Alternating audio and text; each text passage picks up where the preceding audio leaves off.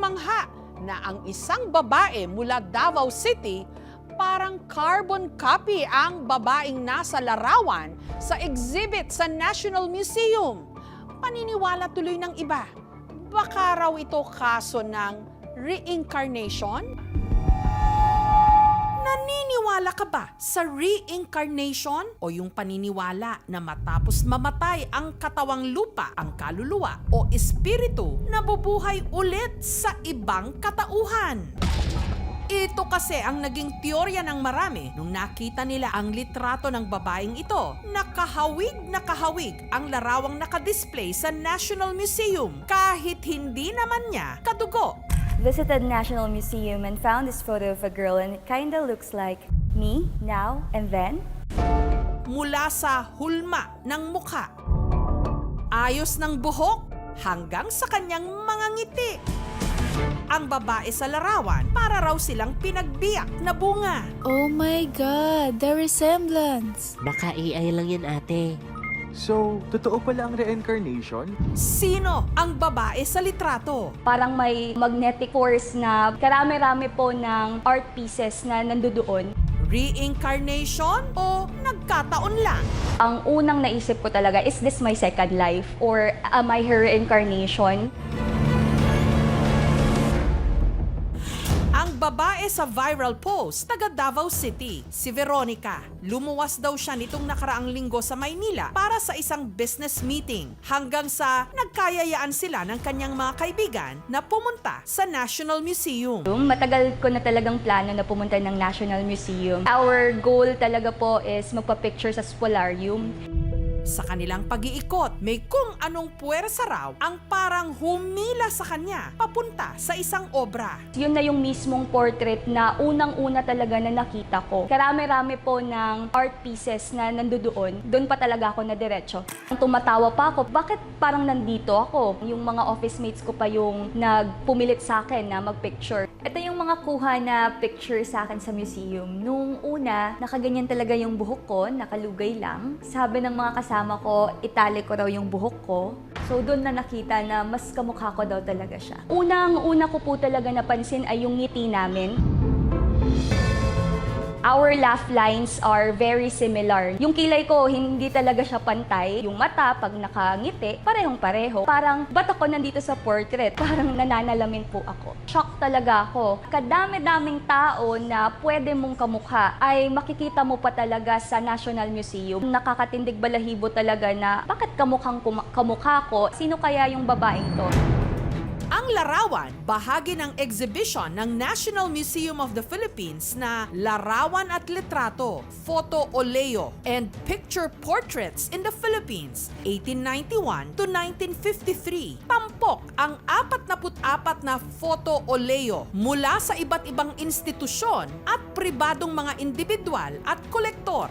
Black and white na mga litrato na para mas lumutang ang detalye at ganda ng mga ito, pinintahan ng mano-mano. Ito ang popular na paraan ng portraiture noon bago natuklasan ang teknolohiya ng colored photographs. Nung napa-research na ako, nabasa ko na kinolekta daw yung mga photos from Panay, Iloilo, or Negros Oriental. Yung tatay ko po, originally from Barotac Viejo, Iloilo po talaga sila, or mga Ilonggo. Sa mga panaghinip ko noon, may mga familiar talaga na mga lugar na parang napuntahan mo na. Minsan, pagkagising mo, parang pagod na pagod ka. It's just like astral travel. Sinabi ko, is this my second life or am I her reincarnation? Nakakapanindig balahibo kung isipin. Si Veronica, hindi rin daw nakaligtas sa mga pagdududa sa kanyang post. In-AI daw, inedit ko ba? Sa mga bashers, sinasabi nila, ang layo naman, ang hawig lang, yung ngiti lang daw. Wala po talagang pangalan yung portrait. Ang ginawa ko is, binisita ko po yung Facebook account ng National Museum. Nakita ko po yung Photo Oleo. Luckily, meron po silang 3D or parang virtual tour. Doon ko na mismong nalaman.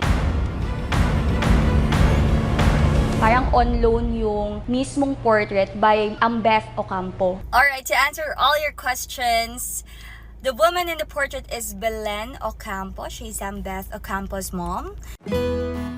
Si Belen Raimundo Ocampo, ina pala ng tanyag na manunulat at historiador na si Ambeth Ocampo. Kuha ang larawan noon pang dekada 50. Dalawa yung kanyang photo oleo. No? Yung isa na meron siyang suot na balintawak. Ang kwento sa amin, bigay daw yun ng isang manliligaw na nabasted. Yung nag-viral kasama ni Veronica. Ito naman ay letratong nakaprint siya sa bakal. Kaya medyo may mga kalakalawang na. Siguro 54, 1955 yan. May hawak siyang bulaklak. Yung kapatid ko nung college, dumaan siya may isang photo studio. Nakita niya yan na nandun sa stante. Tapos pumasok siya sa loob. Sabi niya, nanay ko yan, pwede ba bilhin ko na lang? Tapos sabi niya, hindi po, not for sale. Kapatid ko makulit. So, pinupuntahan niya lagi. Benta niyo na. Hanggang siguro nakulitan na yung may-ari isang araw. Sige, kunin mo na. Bigay na lang namin sa'yo. Hindi na niya siningil.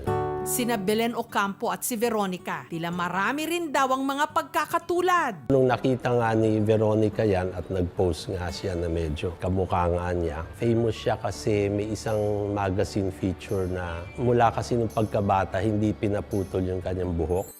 When I was 17 and 18 years old, I actually joined pageants. Nakakatindig balahibo na also Miss Belen joined Miss Philippines, which was also my dream before. Nagtayo siya ng isang botanical garden. Mahilig siya magluto. Yung mga kaibigan ko, pag bumibisita sila sa bahay, ako talaga yung assigned na magluto sa kanila. Nung pandemic, nung nawalan ako ng trabaho, nagtatanim-tanim ako ng mga halaman. Tiningnan namin yung kanyang transcript, ang bababa ng mga grade. Kaya nagtatawanan kami magkapatid na lagi tayong pinapaaral, tas puro 5 pala yung kanyang transcript. Tapos ang sabi niya, kaya siguro ako nagkaanak na writer. Hindi siya magaling mag-drawing, so yung kapatid ko naging pintor. I guess yung mga gusto niya sa buhay, nakuha niya sa mga anak niya. Pero taong 2003, si Belen sumakabilang buhay sa edad na 70 anyos. Parang advance lang ng 4 years ako pinanganak after Belen Ocampo died. Ang reincarnation, matagal na siyang paniniwala. Lahat halos ng Eastern religion has the concept of reincarnation. Para sa kanila,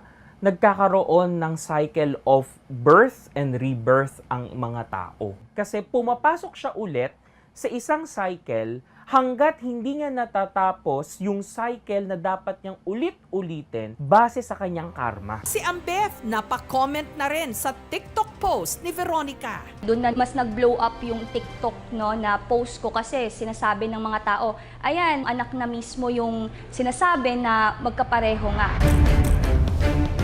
Curious lang ako. Gusto ko rin siyang ma-meet kasi ano bang itsura niya talaga, kamukha ba siya talaga. Makita natin kung ano, totoo ba itong reincarnation, doppelganger. It's a once-in-a-lifetime opportunity. Sabi ko, thank you so much, sir, for acknowledging. Gusto ko talagang makabalik doon. Gusto kong makilala si Sir Ambeth. Gusto ko ding mas makilala ang nanay niya sa kanyang perspekto.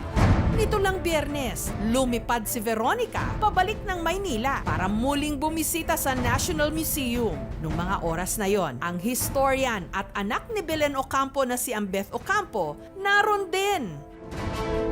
Ano kaya ang magiging reaksyon ni Ambeth kapag nakita ng personal ang kamukha at ang sinasabi ng netizens na reincarnation daw ng kanyang ina?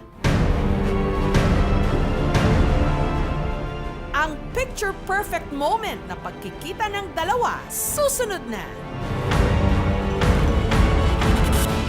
Mukhang kamukha. Babae mula sa Davao City. Parang carbon copy raw ang babae sa exhibit sa National Museum. Our laugh lines are very similar. Yung mata, pag nakangiti, parehong-pareho. Sinabi ko, is this my second life or am I her reincarnation? Ang babae sa kung tawagin, photo oleo, paraan ng pagpipinta sa mga lumang larawan noon, si Belen Raimundo Ocampo na ina pala ng tanyag na manunulat at historiador na si Ambeth Ocampo. Gusto ko rin siyang ma-meet kasi ano bang itsura niya talaga, kamukha ba siya talaga. Makita natin kung ano, totoo ba itong reincarnation. Nito lang Biyernes, lumipad si Veronica pa Maynila para bumalik sa National Museum. Nung mga oras na yon, naroon din ang anak ni Belen Ocampo na si Ambeth. Habang ini-interview ng aming team si Ambeth sa gallery, siya namang pasok ni Veronica. Hi, sir. Hi, hello. Good morning po.